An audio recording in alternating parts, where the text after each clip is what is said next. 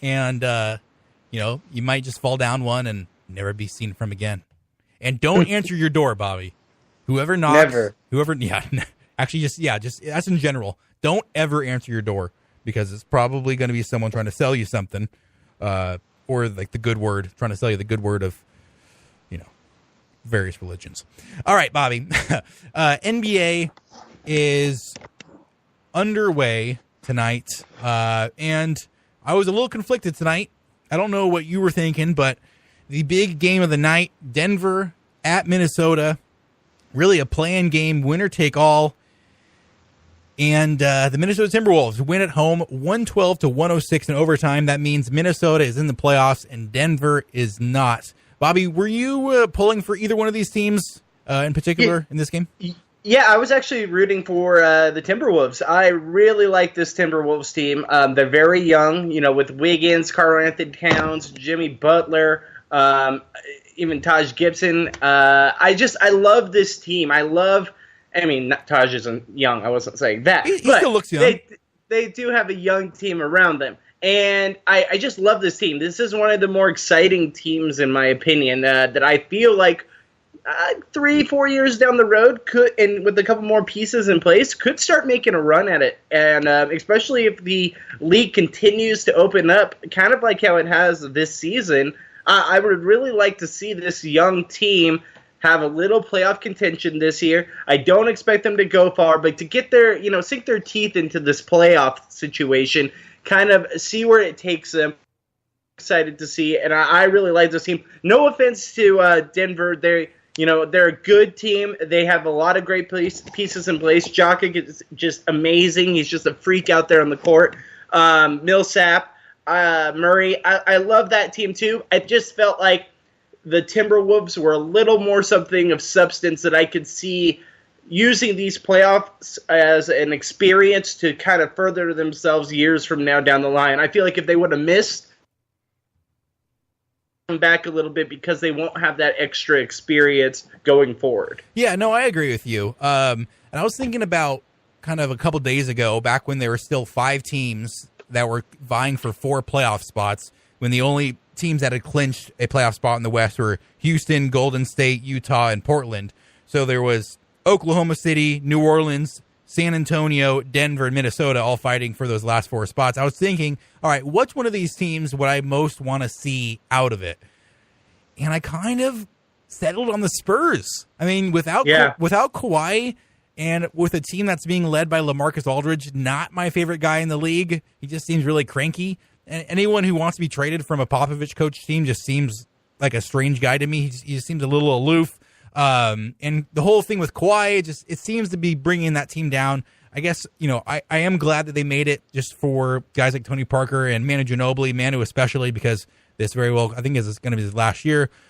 But I really wanted both the Nuggets and the Timberwolves to get in the playoffs because they're both really fun, exciting teams. Like you said, they're both young, especially Minnesota. They're superstar. I guess you could say they're star 1 and star 2. One Karl-Anthony Towns is only 22 years old and just coming into his own. 21 points, 12.5 rebounds per game this year. And then Jimmy Butler, who is really their do-it-all, everything guy on both ends of the floor, 22 points, 5 assists, 5.5 rebounds, playing excellent defense, just really meshing with Tom Thibodeau there in Minnesota. I wanted to see those guys make it because like you said, you want to see those guys get those playoff reps, even if they're not going to do a lot this year. Just that experience of facing a team, which they're going to be facing in Houston, is going to be a good experience, and just see kind of that intensity of a playoff format, get some home playoff games in there, and come back next year and the next 5-10 years to come and do good things.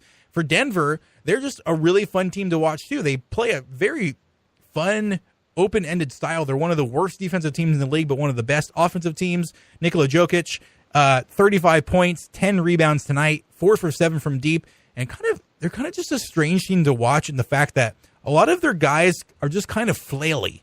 I don't know what it is about them, but Jokic, Millsap, Will Barton, Murray to a little bit less of an extent, they all just kind of like when they don't react the way a normal human being would react when they get hit. It's just kind of a strange thing. So I'm kind of bummed that they didn't make it.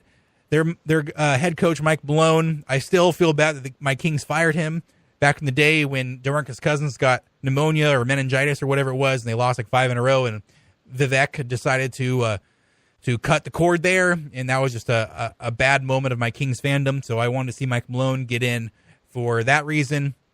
And I like the guy. I like Wilson Chandler. I like Jamal Murray. Although there's one guy, actually two guys that I am very happy.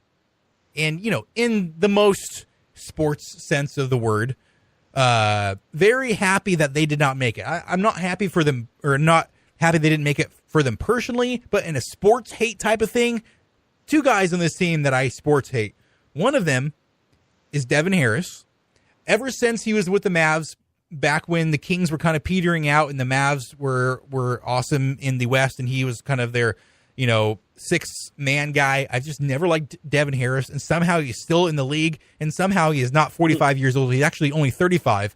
But the fact that he plays big minutes for them, I think, kind of spelled some of their doom. And then the other guy that I just do not care for, and this isn't as much of a not care for as just I was wrong on him, and now he's better than I thought he was going to be, and it makes me look bad, so I don't like it, is Gary Harris. Averaged 17.5 points per game. Did not have a good game tonight. Only 10 points, 4 of 10 shooting off the bench. So you'd say you're not a Harris fan? No, I'm not. I'm not a Harris fan. And I could go without seeing a Plumlee in the playoffs. I could definitely stand to see less of a Plumlee in my life. So, congrats to Minnesota. And Denver, I'm sorry that you couldn't overtake the Wizards or Heat or Bucks, whoever ended up with that 8th spot out east for that spot. Because really, I think the playoffs would have been more fun without you. I will say this, too. To see the Timberwolves snap a 14-year drought of not making the playoffs, the longest in NBA history, just that, honestly, NBA, it's showing that, they are a growing breed where it's not so much of a dominant thing like it has been in the last few years. I feel like this year it's pretty wide open, and so to see a team like the Timberwolves get in, that's great for basketball. Yeah, no, I agree. It took them long enough. It took quite a few drafts for them to kind of find a couple of star players, definitely in Cat and Andrew Wiggins, I guess to a little bit lesser extent. But once they get Tom Thibodeau in there and then get in veteran guys like Jimmy Butler and Taj Gibson and really every single other member of the 2009 Chicago Bulls, they've been able to get in the playoffs and end the longest current drought in the NBA. I'm thinking that the Kings now are the top playoff drought. So that's fun. That's fun for me. Hey, it's fun for everybody. Yeah, it's just great fun all around. So we do know, I believe we're getting an update here from our staff of thousands that we do have all the playoff matchups. So number 1 versus number 8 in the West is going to be Houston versus Minnesota. And Bobby, this whole, especially in the West, the only 2 seeds that we knew of were the top 2 seeds. Houston was going to be number 1. Golden State was going to be number 2. You had Portland being anywhere from 3 to 5. Utah anywhere from 3 to 5. San Antonio could have been anywhere from number 4 to number 8. New Orleans could be number 5 to number 8. Oklahoma City could be 4, 6, or 8, but not 5 or 7. Denver, if they won, would have been 6th or 7th, but not 8th. It's just kind of a strange thing. So here's the final matchups. Houston versus Minnesota as the 1-8. The 2-7 is Golden State, San Antonio.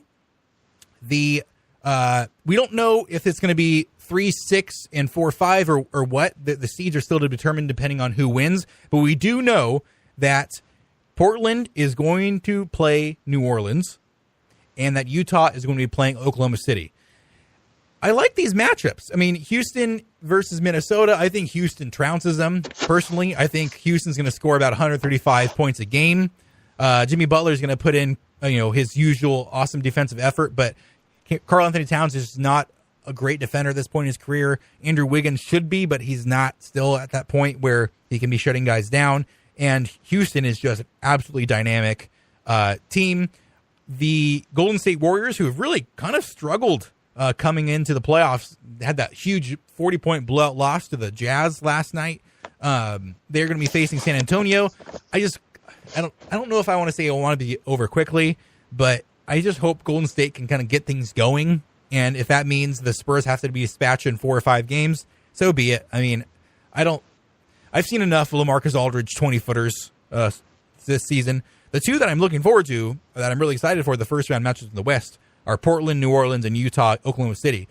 Donovan Mitchell versus Russell Westbrook is going to be an awesome matchup. Russell Westbrook, who had an amazing night. Okay, the best part of this night, no matter what happened, someone could score 100 points, and this would still be the best part of the night. Russell Westbrook, he needed 16 rebounds to average another triple-double for the season. He got 16 rebounds with 2 minutes gone by in the third quarter. Yeah.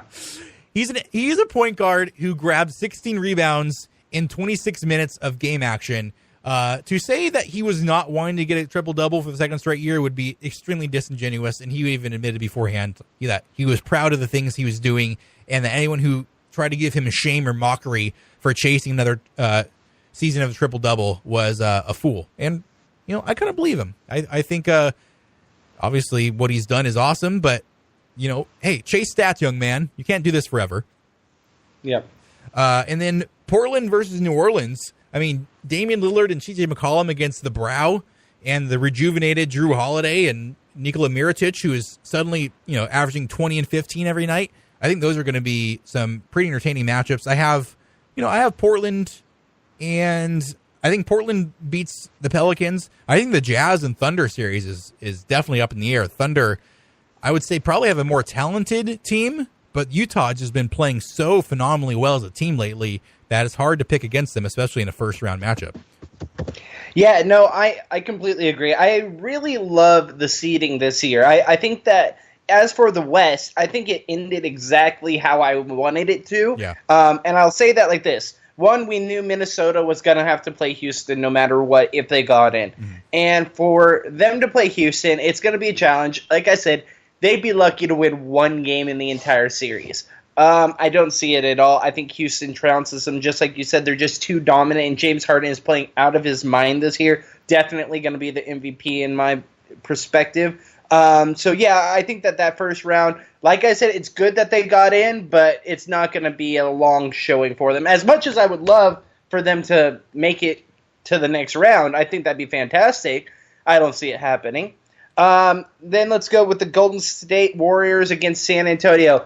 This matchup I love, and I love it for one reason. One of those teams is going to be out because we see what Golden State's going to do, and because they've been so unhealthy lately, literally, I haven't seen a team hurt by the injury bug so much in my entire life. Like, the 223 card all put onto one team. Like, that's how it feels. Like, this team, for them to get every kind of injury or mishap, and they're still going to be great in the playoffs. Like, we know what they're going to do. They haven't been playing well as of late, but also, do we really expect some of these guys to sit out and not make a run? Like, especially like Kevin Durant, we don't think that maybe the second best player in the NBA is not going to just put the team on his shoulders and go all out against an aging San Antonio team. It's just not going to happen. Yeah. So, and being a Lakers fan, I'm not trying to be biased, but I have some hard feelings against San Antonio. Plus, they're just not the same team they were 5-6 years ago. So I'm ready to see one of those teams out of it. We've seen them in the playoffs for so long, or maybe not as long for the Golden State, but they've been pretty dominant, making it to 3 straight finals. I'm ready to see fresh blood in there, so that's why I'm glad these two teams are playing against each other. I'm going to take Golden State in this series, and I think it could be a sweep. Next, I'm going to go with, let's see here, the Utah Jazz versus the Oklahoma City Thunder. Just like you said, this is one of my favorite matchups of all of the playoffs. I think this is going to be a great showing. Just to see those 2 point guards just take each other on and go. This is going to be a matchup that we're going to probably talk about for weeks into the entire series, or into the entire playoffs. I think that, oh my gosh, I don't know why I'm blanking on the Jazz, the young kid. Oh, Donovan Mitchell? Thank you. Yes. Donovan Mitchell playing out of his mind right now. Yeah. He's really making a case for why he should be Rookie of the Year over the kid out of Philly. I think that for Donovan, the way that